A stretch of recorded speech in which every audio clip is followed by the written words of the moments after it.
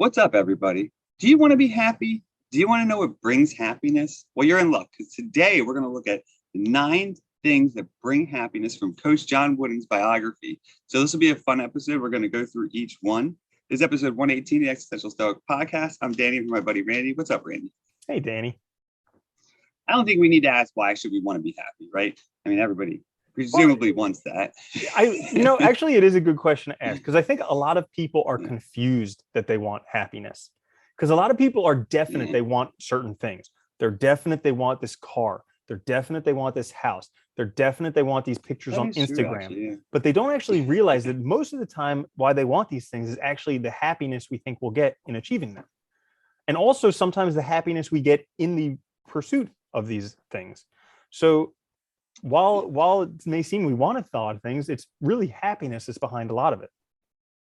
That's one of the things I like the most from reading Aristotle and stuff was like that clarity that they give you about that idea that everything we're doing is really for something else. And when you look at it, the highest goal we're really after is happiness for most of us, right? We just want a happy life, a good life. And I think so, I will always take 9 steps to bring us closer to that.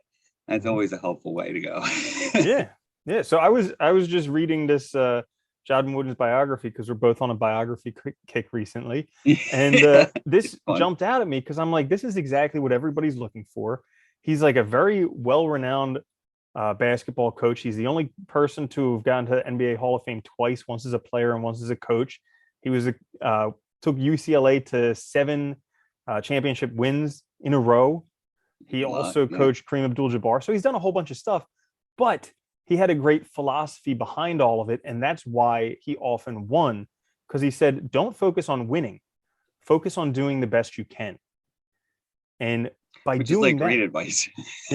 By doing that, the guys gave all that they could. And also another thing that I really liked about him was that he was always focused on the fundamentals.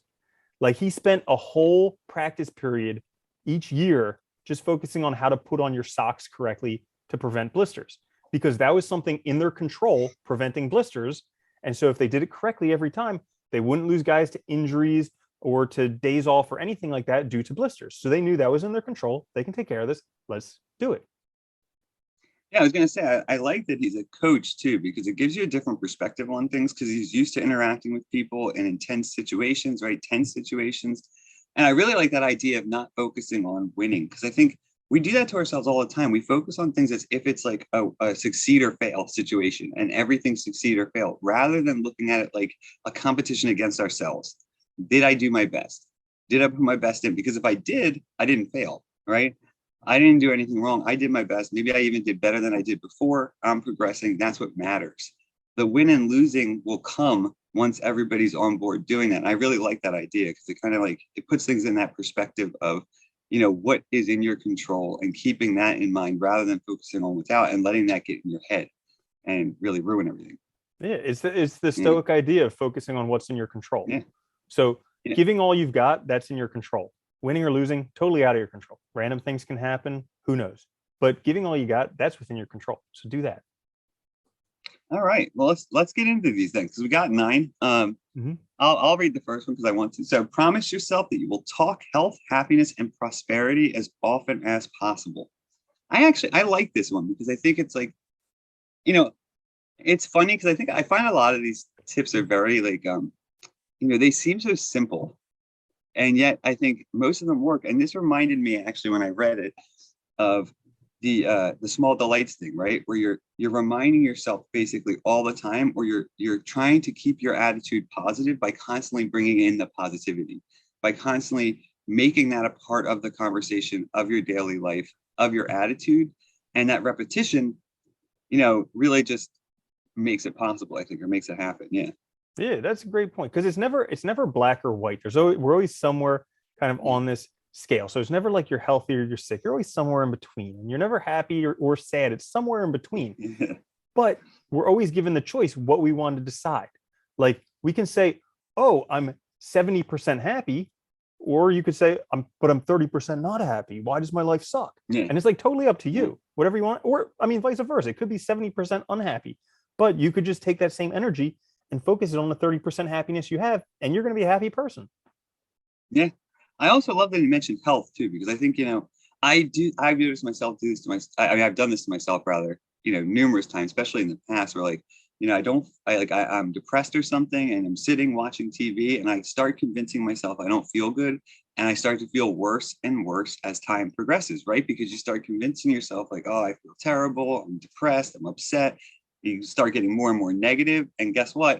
It becomes a reality, and then it just gets worse and worse, right? And the only way out of that is to, look at it from the opposite perspective. And it's Absolutely. so true. It's so funny. So I like that because I think, Nietzsche reminds us of this all the time, right? The physiological or the biological is completely connected to our mental.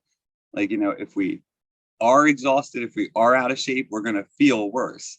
If we, and conversely, right? If we think of ourselves as sick, if we think of ourselves as miserable, we're going to be that way. So it's, I think there's an Yeah. interesting And connection also, there. since we're covering everyone, prosperity is important too. Like Yeah. Yeah. recognizing that we live in an abundant universe, telling yourself every day, I'll have all the money I ever need. Good things are coming my way. And actually believing that, because once you do, then it'll start happening. And then once it does happen, write it down so you can remember. Be like, oh, you know what? I got a check Oh, out of yeah. nowhere for $100. That's pretty awesome. What free money just came to me? So like Yeah. recognizing this stuff, because whatever you find, whatever you want or you're searching for, you'll find. So if you want more money, start looking for it. Yeah. I think that's a valuable point. Yeah, so I'll take the second one. We'll just go alternate back Yes. and forth. All right. So the second Sounds one good. is promise yourself to make all your friends know there is something in them that is special and that you value. I like this one. Yeah. Mm-hmm. Yeah. So Danny, there is something Yeah. special in you and something that I value. Yeah, definitely. Yeah. I always Same through thought, you. well, I always Oh, thought go when we ahead. were younger that you just had like a natural knack for communicating with people. And Oh, thank you. yeah. And also, Yeah. I actually, also, oh, go ahead. also, I always looked at you as one of the smartest guys that I knew too.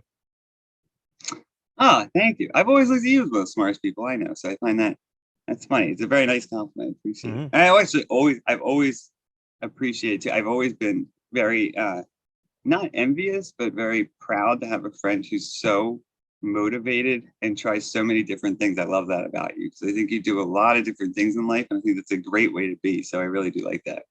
Yeah, I Thanks. value that a lot.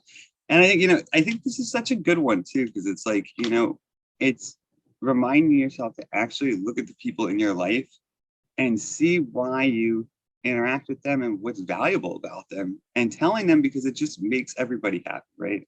Like it feels good to hear that from your best friend, right? Like it felt good to hear that from you. And it makes me feel good. It makes my day better. I think that's just the important point. Mm-hmm. I also really liked how you're always able to go after what you want. Like you are always Yeah. with girls that you wanted to be with. You always drove cars you wanted to drive. Like I still remember that blue Firebird I we love drove that into the thing. snowbank one day. Like That happened a lot though. That thing could not turn in the snow. It was terrible. I hit so many snowbanks in that car. yeah, but it was a tank. Like you couldn't Yeah, just you shovel it couldn't out and it destroy. was good to go.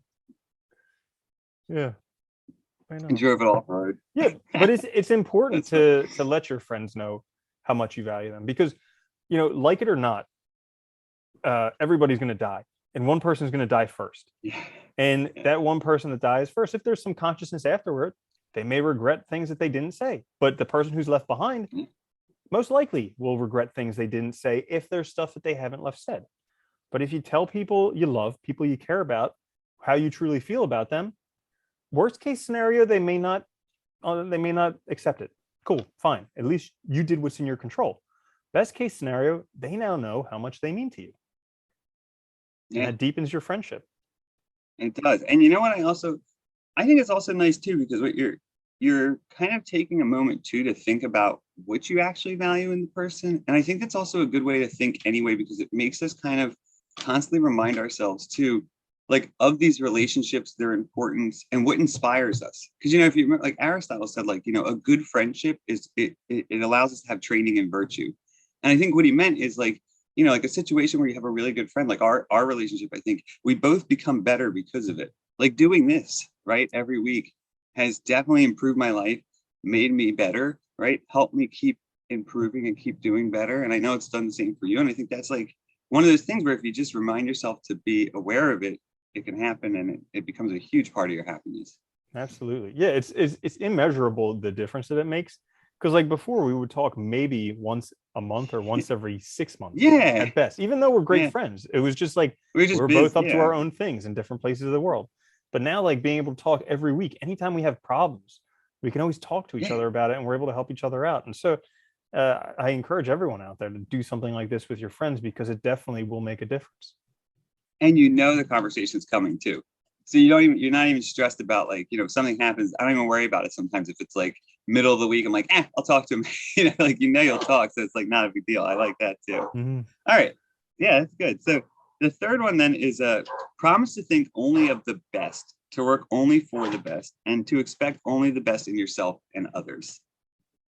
And this one I think is interesting, because when the first time I read this, I thought it sounded too, how do I say this? Too like high stakes, kind of imaginative, But then I was really thinking about it, and I think, it does work, because again, this is going back to what's in our control, right? It's focused. I like that it's focused on you and on those you're relating with, that you should expect the best out of yourself, out of them. And you should put that in also. It should be your best work. Whatever you can do, whatever you can bring to the table, do it the best, and then you've done your part. And I like that about it too. Yeah. And like one thing that he mentioned in the book was like, in a competition, there's always going to be a winner and loser. But like, and losing is okay, but you don't want to lose because you sold yourself out. You don't want to lose because you didn't give your all, because then you have to live with that the rest of your life, being like, oh, could I have actually put in the work? Could I have actually done it to have won that? Whereas if you knew you gave everything you could and you just got beaten, okay, cool. He was better than you. Totally fine. Move on. But like, to live with the rest of your life with that, could I have done better? Could I have put in a little bit more? That's the really important part for doing only of the best. Well, it's nice too. Is it really, again, it takes away that sort of black and white success or failure situation, and instead makes it something that's more of degree. And like, if you are a competitive person, you want to compete against other people that are successful and good, because that'll make you better, right? It also tests you. You don't want to compete against people who suck all the time, because you're just going to destroy them. And what's the point of playing, right? Or what's the point of doing it, whether it's basketball or whatever you're engaged in? So yeah. And just the last part of there is expect only the best in yourself and others. So like we already talked about it in yourself, but I just wanted to touch on the others part. So I think there's two parts to that. Expecting only the best in others. That means that you don't stand for others just doing nothing. And that comes to boundaries. And I think that's really important, because like if you just let other people do whatever, they're going to walk all over you. Just because it's human nature, But the other thing is to expect only the best in others, is that everybody's trying to do the best that they can. And so like understanding when people do stuff that you can't see the reason in, or you're just like, how could they do that? Realizing that they're in that moment just doing the best they can. If they knew better, they would do better. And so just kind of understanding when things don't go the way you expect them to go, that it's okay, because they're trying to do the best they can. And if you were in their shoes, you would do the exact same thing. I'm glad you mentioned that too, though, because I think that is an important part of it. And it keeps us from getting angry for no reason, right? Jealous or whatever, because you see the person doing their best, not just like, flaking off or whatever, which is good. All right. So the next one is promise to be just as enthusiastic about the success of others as you are about your own. So this one is huge. Because in every area of my life where I have succeeded, first thing that happened was I started being happy for other people who have already succeeded. Instead of being jealous, I started looking at it as, wow, look at what they've already accomplished. That's awesome. Let me celebrate that. And then one day, maybe I'll be able to get there. But it was actually, it was almost like as soon as I was able to not be jealous, then it was able to come to me. Because once I was jealous, I was actually like holding it away from me. But as soon as I turned that jealousy into like gratitude, like, wow, the universe did it for them. That's awesome. I'm going to be so happy for them. As soon as I changed that, then it came to me. I think it's a good point too, because part of it is also like when you're jealous, I think you're looking at the situation incorrectly, because you're looking at it like they just magically got there. you're not seeing all the stuff. But when you're actually like enthusiastic about other people's success, you are more aware of the work they put in. You're more aware of the effort they put in and why they deserve it. And I think that's the other side of it. Like, and I think that's also why it comes to you then, because you're no longer focusing on the wrong thing. You're focusing on what's right about it. And you see that it's possible. It's something doable that you can also do and succeed. Right. Yeah. I think And there was like one specific moment in my life when I really got it, where it was like, I was looking at someone who was a lot more successful than me, and we became close friends. And I was partially jealous because he was so successful. I was like, wow, he has so much money, all this stuff. And I was a little bit jealous, but I was like, okay, he's an awesome guy. He deserves it. Let me just be grateful for that. And then around that time was when I started to get some of it as well. So I felt internally, I felt like I don't really deserve this. And so it took a while for me to flip that around, to deal with the being not deserving of it, when I realized finally I'm putting in the work, so I do deserve it. But then when I really got it was like somebody who I helped get started.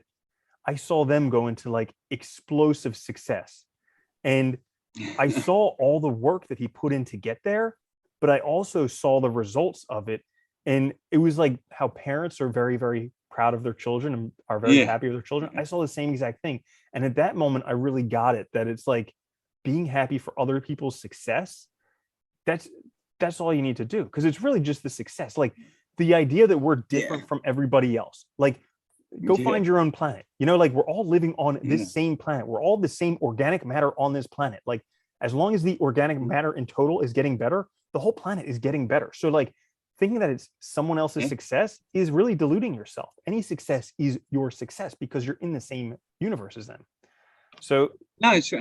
I like your point too about helping too, because I think that's the other side of it too, is like, when you start having some success and you start realizing that you are good at something, like you've gotten over the fact that like you actually can do it, in your head, and you start helping others too, you start meeting other people, and you start that their success starts becoming a part of your own success. And I think that's the same thing with like friendships and stuff. When you can celebrate other people's success, it also feels good as well, because you can be happy about it. You see the world improving and all, like you said. And I think that's, it's a great way to be. Yeah, and you can just, I mean, especially if there's somebody you can just put yourself in their shoes and just like imagine what it's like to be them.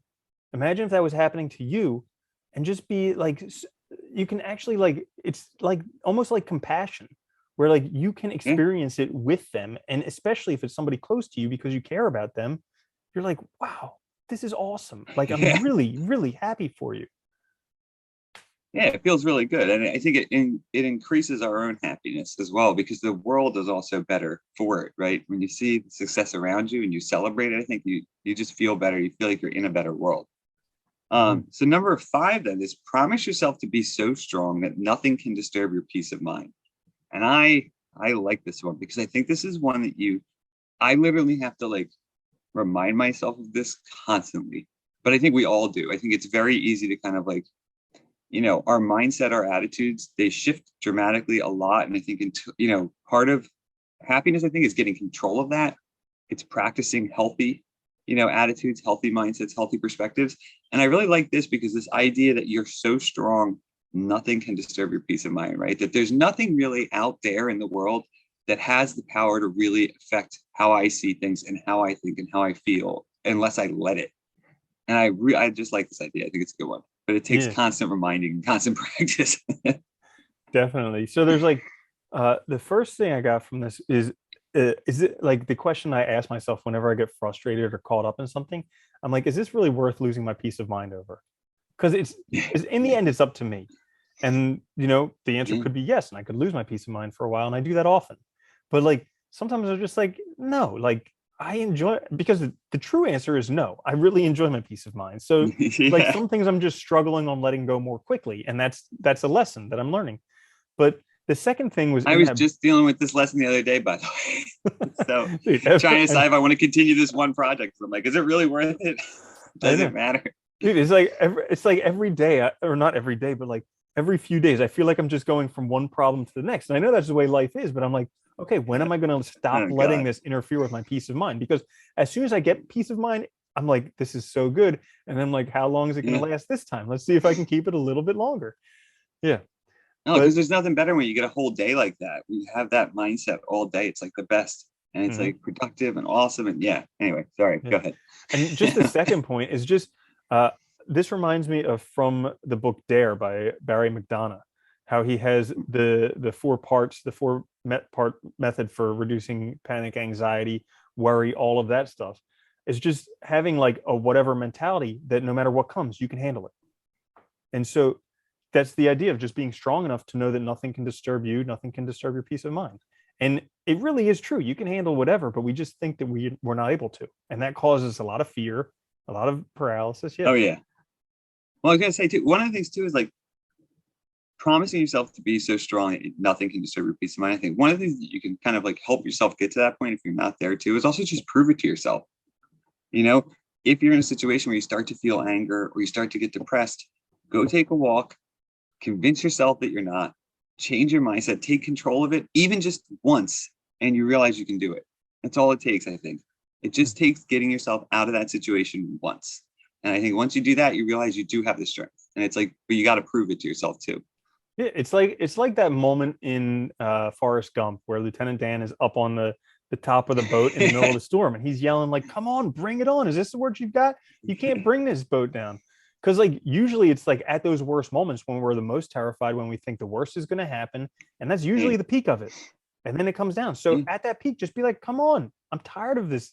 Like I'm tired of this fear mongering. Just get it over with. Let's do it, and see what happens." Yeah, it's a good way to be.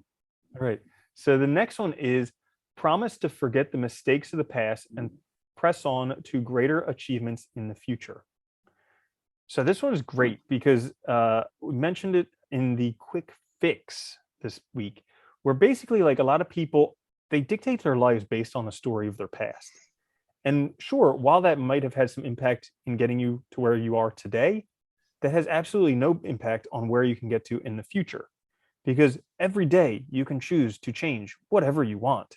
And it may not be a fast process, but you can get there. So like looking, and especially mistakes of the past. So like everybody has these mistakes. Like for me, it was going to vet school, blowing $250,000 on school and being in student debt and all that. Like that was a huge mistake. And it limited me for many years. I was depressed for many years because like student debt is rough. It's like, you know, there's not much worse debt than that because you can't bankrupt out of it. There's 2 ways out of it: pay it off or die. Do you know it's almost 2 trillion now? I'm not surprised. But the good thing, is that as the money printers go, student debt numbers don't matter as much. So yeah. No, they don't. They definitely don't. Yeah. But like, okay, so mistakes of your past. Here's the thing. Everybody wants good judgment. Well, you get good judgment through experience. And experience consists of bad judgment and mistakes. So these mistakes that you made, they have to be made in order for you to eventually be able to make good judgment. So like it was because of these mistakes that I made that I was able to learn about money and learn about how to do these things. So then I could overcome it. And so that forgetting about the past and pressing on to greater moments in the future, because like we all have a great life ahead of us. But the thing is that great life is ahead of us. So you have to press on, you have to move forward, and you have to keep on going. And if you let these things from the past drag you down, they'll just keep dragging you down. Well, I think too, to that point too, I think, it's one thing to recognize the past as a crucial component of who you are, because I think it is. And it's those lessons that you've learned. And I think, but if you let the past completely define you, that's where you stay stuck in the past and you don't move on. And I really like that second part where he says, press on to greater achievements in the future, because you need to focus on those greater goals, those greater achievements to motivate yourself to not let yourself get, pulled down by that past, right? Or just stuck in it. Because I see that a lot with people where, they're stuck in some past, they let others guilt trip them or make them constantly remember it or whatever. And they're stuck in this like world that doesn't progress in time and doesn't allow them to progress on to the life that's really right for them. And I think that is a danger. Yeah, that's a great point. Like people give up too soon. They've lost a couple times, things haven't worked out a couple times, and they're just done. And it's like, listen, if you've tried less than 1,000 times, guess what? I don't really have sympathy for you because you just haven't tried enough. You haven't thrown enough stuff against the wall. And that's literally what it takes. You just keep going and going and going and going. Eventually something sticks. You'll never know what it is until it does, but you just have to keep going until something does. And once it does, you start seeing that, more and more shit sticks. That's just how it goes. Yeah, It really then does. everything you wanted comes to you in quicker abundance than you could ever expect, and you'll be like, where was this my whole entire life? But it just I like takes this. going after it. I like it too because it's not letting yourself caught up by small failures or by single instances, right? And instead focusing on the progress that can continuously be made. Because a lot of times it also throwing shit at the wall is also just another way of saying you need to develop the skills to get to the point where you can be successful. And that takes time and it takes a lot of failure, right? It doesn't happen instantaneously. Yeah, it's a good one. Absolutely. I like the next one actually a lot. So because I think it's true that the promise to wear a cheerful appearance at all times and give every person you meet a smile. And the reason why I like this when I read it was that, I think we don't think about how much our own appearance has an impact on the way the world around us both appears and then is interpreted. Like if you smile at people when you go out, they'll smile back, generally speaking, right? It makes the world brighter, but it also helps you maintain that attitude of happiness because you're wearing a smile, and it's hard not to be happy when you're smiling. And it's like doing these little tiny things that seem insignificant, but that add up to a really important, huge impact on your mental health and on the world around you, I think. And they're easy to do. It's brilliant. For me, to what it does is it just proves the true abundance of the world. Okay. Take something that costs absolutely nothing, a smile. Okay. Go out, look at every person you can see and smile at them. Well, guess what? Some may not smile back. That's okay. Some may not look at you. Still okay. But guess what? Eventually, some people will smile at you. They'll feel better. They'll smile back. And then they'll likely smile at other people too. They're like, wow, look at this. It's catching on. So all of a sudden, you're literally, for the cost of nothing, you're spreading cheer around the entire world. You're making a difference in all these people's lives for doing nothing. Like everybody who's sitting at home being like, I want a job that makes a difference. Well, it's like, start making a difference by just smiling at people. Like you can do that right now. Get off your butt. Stop worrying about having this job that makes a difference. Go smile at people and make a difference in your life and in their lives right now. And I think I like it too because it reminds us too that just like that a lot of how we appear and how we feel is just in our control. But it takes this kind of remembering to do it, right? And this promise to yourself to do it over and over because it's easy to forget. Well, dude, and like I think it makes a huge difference. It does, yeah. Abe Lincoln wouldn't hire a guy because of his face. The guy didn't smile, and he's like, anybody over 30 years old is responsible for their face.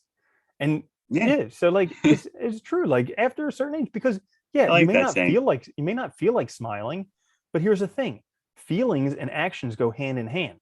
So like it's really a chicken or the egg. And sure, a feeling can spark an action, but an action can also spark a feeling. And they've shown that by doing the action, it's a more reliable way to get the feeling you want. So if you want happiness, smile. It'll get you happiness. Yeah. It's also like, it makes you accountable and responsible too. You don't want to, because like there's so many people that want to play the victim and want to bring other people down so they feel as crappy as they feel and stuff. And it's like, why are you trying to do that to other people? Be responsible for yourself, And I mean, we all get there. Don't get me wrong. I'm not like blaming anyone, but like at the same time, it's like when you start to think about these things, it seems so obvious. I think that's part of why it's important to remind ourselves, right, over and over. All right. So the next one would be promise to give so much time to improving yourself that you have no time to criticize others. Ooh, this one's good. That is a good one. This one's good because everyone's very, very quick to criticize others. And I'm as guilty of this as anyone else. But there's that saying, judge not lest you be judged. And really, I think that it is important to give this much time to improving yourself. Like, I believe it was Jim Rohn who always said, make sure you're spending more time working on yourself than working on your job. And that's something that a lot of people lose because as soon as they're out of school, they're done working on themselves. Like most people read maybe a book a year, but it's not a book on personal improvement or anything like that. Usually it's I don't know, some type of romance or fantasy type of thing. And and so really if you focus so much time to improve yourself, then that way you can take that criticism that you would be giving to other people, you can give it to yourself and then actually improve yourself. Whereas if you go criticizing other people, they're not going to listen to you. They're probably going to resent you for it. Yeah. Not to mention too, though, that just seeking out to criticize others is also really just proves that you're not doing what you should be doing and you're not happy with your own life. If you're focused on criticizing others just for the sake of criticizing them, it's because you're not happy. It's one thing to offer constructive criticism. It's one thing to help somebody along. Like I know, I know you've helped others doing like channels and stuff like that in the past, and that's awesome because you were in a position to do it, right? And you had the ability to, but you weren't, so you might have offered them some constructive criticism, but you weren't criticizing just for the sake of doing it, And I think there is a big distinction there to be made. And I think when we focus on improving ourselves too, we're also setting ourselves up for success and to keep moving forward. Because I think you're right. It's a lot of people, like, they just get stuck because they think they shouldn't have to do anything else. But it's like, you do. You have to keep working. This is the long game we're playing, right? And it doesn't end until it officially ends. So you have to keep working on yourself the whole time. Mm-hmm. Like that. Yeah, and it's another thing that I've noticed is like in one of the books that I read, it was saying how, our life is like the biggest laboratory experiment that we have going on. And so basically we can look at successful people and we can look at unsuccessful people and see what they do. And so I started doing this with like the most successful people that I knew and the most unsuccessful people that I knew. And the most successful people that I knew always were looking at ways to compliment others. When other people were talking bad about them, they would say, but you know what? They're really good at doing this. They do a great job at this. And they were always focused on the good that person was doing. However, the most unsuccessful people that I had as examples, they were so quick to judge. They couldn't do it themselves. They wouldn't even try doing it, but they were so quick to judge the other person.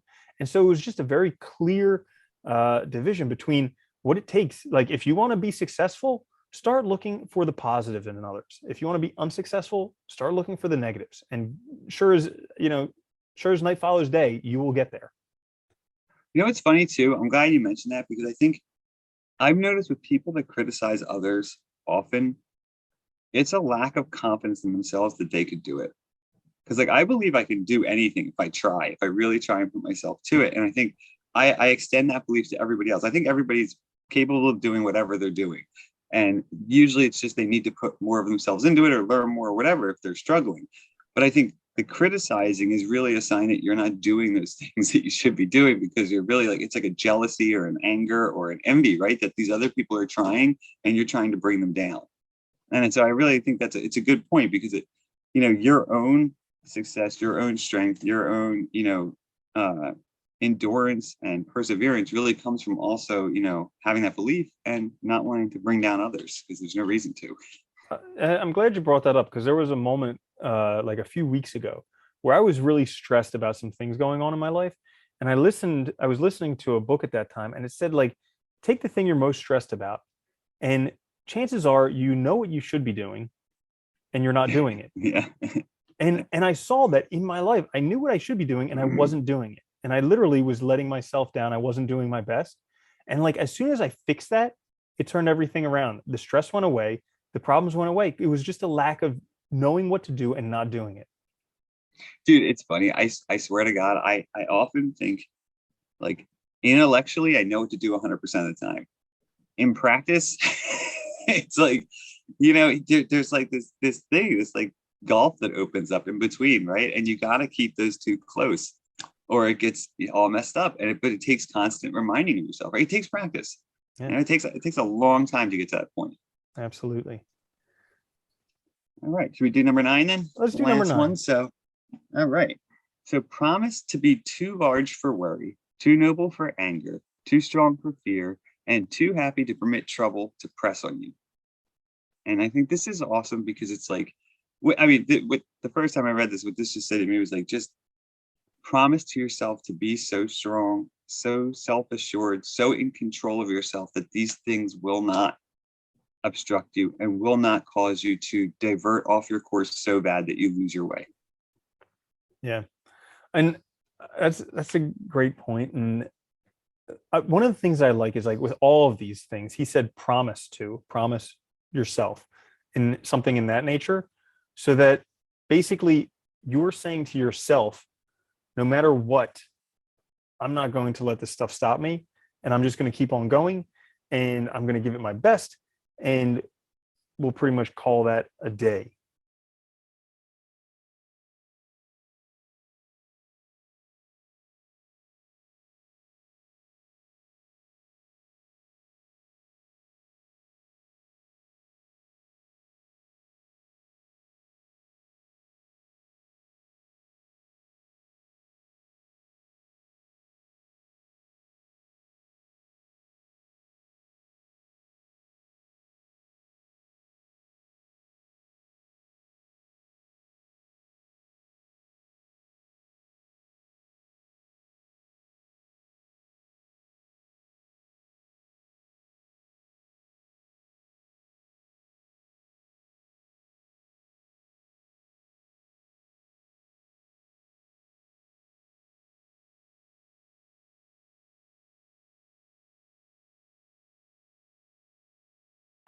Since you got booted off, I thought you were gonna have to wait for it to do that.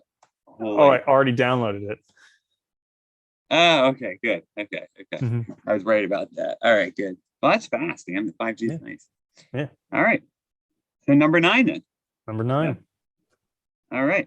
So promise to be too large for worry, too noble for anger, too strong for fear, and too happy to permit trouble to press on you. And I really like this one because I think, I think it reminds us of like the strength that we need in a sense. It's reminding yourself to kind of like that this is in your control, that you shouldn't let these other things affect you, and that you can actually essentially have what you want if you just, cultivate that willpower, that attitude, that like mental strength, right? To be in the world and to keep persisting towards your goals. I like this one a lot. Yeah. Absolutely. And what I got from this is like, he says promise to in this one, and also in a lot of the other ones, he says promise yourself. Yeah. And so like, I like that he says that, because that's just a reminder, like a promise that you make with yourself. And here's the thing, because we're all going to have times when we worry. We're all going to have times when we're angry. We're going to have times when we're fearful, and we're going to have times when we have troubles pressing on us. And during those times when those are occurring, we can remember the promise that we made to ourselves. We said, you know what? I know that things are difficult now, but I made a promise to myself, and I know it's true. I can hold this, that I am going to be better than this. So it's kind of like a reminder for yourself that you can overcome whatever comes at you. And that you can, that you have the power to do it, right? That you're making this promise to yourself because it's within your power, which I also like that language, because the promise, implies that, right? It implies that it's within our power to do it. I also like that he says, the way he worded this one, I like that it's too large for worry. Like you're too big for these small, stupid things that most people worry about, right? Or too noble for anger, that it's just not within your nature. Like, I like this too, because it's also reminding us, like, the things that we generally like best about others tend to be that they're confident, they know themselves, they don't let the world dictate how they are, right? Which is like that strength of will. And I think all of this speaks to this, and it's all necessary if you want to be happy, right? I think this is one of the great things, is that if you really want to be happy, you can't let all these, and it is about that dichotomy of control. You just can't let all these external things influence your attitude and affect you. And I think that's really, it's really funny, but it's true, right? It's right there. So yeah, I like that a lot. It's a good one to end on. Absolutely. Yeah. So that's it. 9 ways to be happy. Yeah. 9 ways to bring happiness, right? Promises that you can make. And again, I think the promising point is really important, because it's reminding yourself that this is within your control. And the one thing I will say lastly that I really liked about this is that it really is all about how you think and the things you can do that you can practice and implement every day, and that relationship between your physical body and your mental side, your mental self. And I think that's crucial. So yeah, this is a great set of 9 things that you can do, 9 promises to bring happiness. Check us out midweek for our quick fix. Check us out on YouTube. Oh, go ahead. Sorry, one more thing. One quick thing I just want to suggest for anybody. If anybody wants to be happier, or is not feeling happy right now, and they really want to change that, I would suggest that you actually put these into practice. Like, listening to us is one thing, but actually doing it is another thing. And I always like the philosophy that Ben Franklin used with his virtues, where basically he took each virtue for a week, and each each day of that week, he just focused on that virtue. Or you could just do it for a day. Maybe you do number 1 for the first day, number 2 for the second day, and you just keep repeating it. And just for that day or just for that week, you're focusing on this specific thing. And that will really help to reinforce it and to start making it a part of your character. And I would challenge any of you, if you are unhappy right now and you do this for 100 days, I dare you, I double dog dare you to come back to us and tell us that you're not happy in 100 days. I would be shocked, but I would love to hear from you. I think that's a great point. Everybody should make these promises, and like, don't underestimate how much this stuff really does work, because I think we can both attest to it. And like, I mean, we've been doing this for a little over a year now, and like, I've never felt better in my entire life. So I think like, it is proof that it actually does work, but you have to do it. And that's the hard part. Most of the time, the hardest part is starting. And once you start seeing the results, reaffirmed and affirmed over and over again. And you see why you should be doing it. So yeah, it's a good point. Yeah, everybody should do this. Yeah. We're where we are because of the things that we do. And if we want to get somewhere else, we have to change what we're doing. But the thing is, we don't particularly know what changes are going to get us there. So if we're not where we want to be right now, we just have to keep on changing stuff. Eventually, once we find the change that actually starts working, we'll keep doing that one. And if some changes don't work, let go of those. But that's the way that you get from where you are to where you want to be, is just by changing stuff. Yeah, and then the changing gets fun because you're just learning new things. And that's the best part. That's what brings happiness too, I think. Mm-hmm. All right. The 9 promises. You want to add anything else? That's all. All right. Awesome. So 9 promises that can bring happiness. Everybody should be happy, right? You guys, really do put this stuff into practice. Check us out if you're watching us on YouTube. Click notifications, subscribe, share with a friend. It really helps us out a lot. Check us out on all the podcast apps and all that. And we'll be back midweek with another quick fix. Until then, though, later, Randy. Later, Danny.